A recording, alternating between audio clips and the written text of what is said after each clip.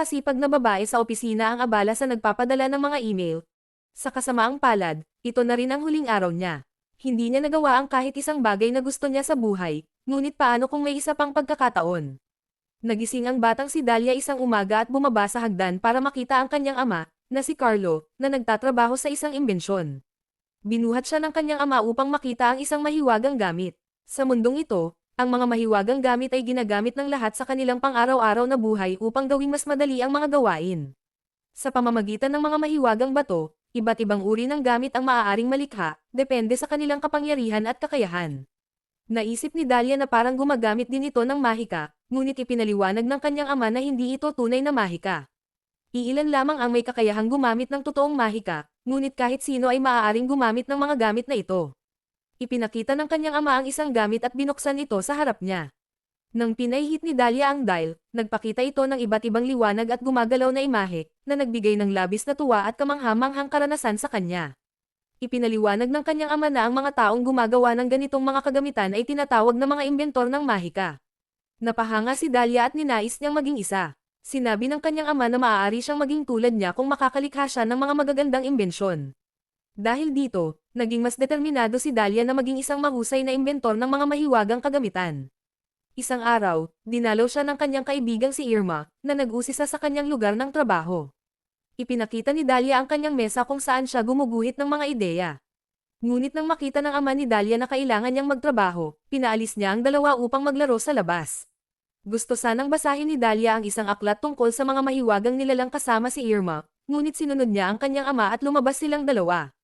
Habang abala ang kanyang ama, nakita niya ang mga guhit ni Dahlia para sa iba't ibang imbensyon. Nabighani siya sa mga potensyal na ideya na naisip ng kanyang anak. Sinaway siya ng kanilang katulong, sinabing magagalit si Dahlia kung hahawakan niya ang mga gamit nito ng walang palm. Napaka-importante ng lugar na iyon para kay Dahlia. Habang naglalaro sa labas, kinumpirma ni Dahlia kay Irma ang kanyang pagnanais na maging isang imbentor ng mahika. Tinanong niya si Irma kung anong klaseng imbensyon ang gusto niyang gawin. Sinabi ni Irma na wala siyang partikular na gusto, ngunit nais niya ng isang kagamitan na makakapagpalamig ng pagkain dahil wala silang ganoon sa bahay.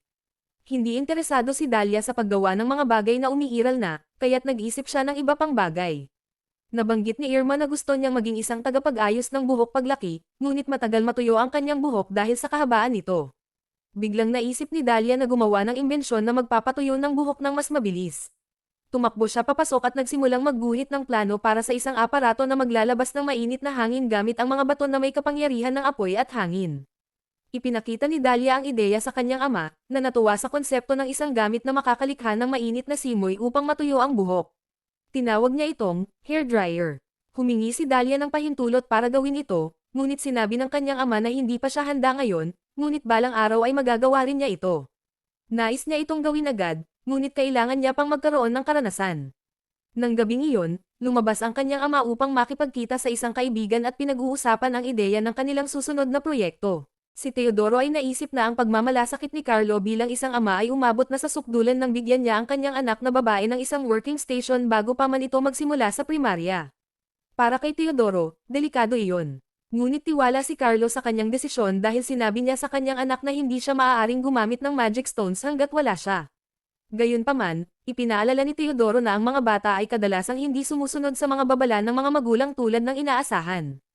Nasubukan na niya ito sa pagpapalaki ng kanyang dalawang anak at napansin niyang iba ang bigat ng kanyang mga salita. Pero nanatiling kampante si Carlo sa kanyang desisyon, iniisip na kakaiba ang kanyang anak at hindi ito magdudulot ng problema. Habang patuloy ang diskusyon ng dalawang lalaki tungkol sa pagbebenta ng mga imbensyon ng bata sa tindahan ni Teodoro, si Dahlia naman ay abala sa kanyang silid.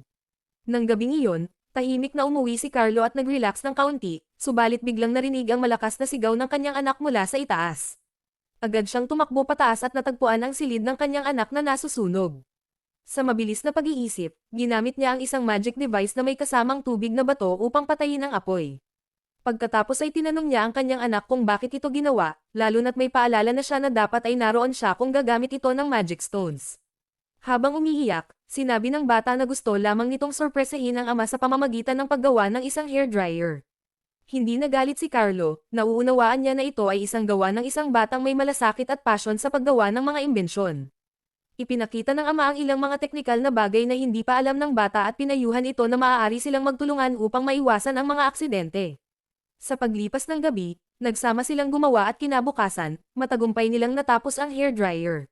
Dumating si Sofia, isang matalik na kaibigan ng pamilya, at natuwa sa resulta, ngunit napansin niyang ang bata ay hindi natulog ng maayos.